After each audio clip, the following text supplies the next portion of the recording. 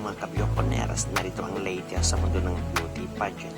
Mga nagkagandahang kandidata ng Miss Universe Philippines 2025 spotted during Bingo Plus sponsorship.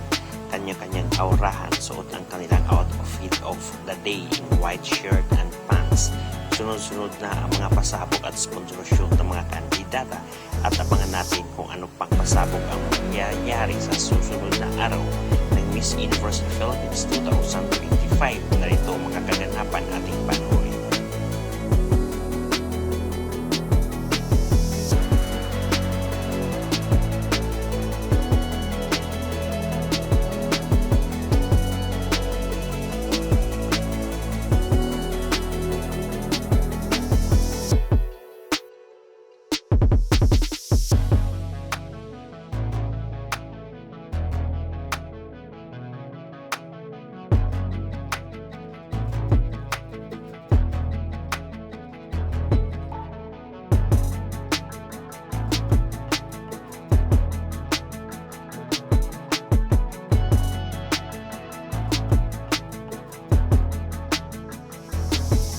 Mga Bioconeras, don't forget to hit the notification bell para updated kayo lagi sa aming mga bagong videos.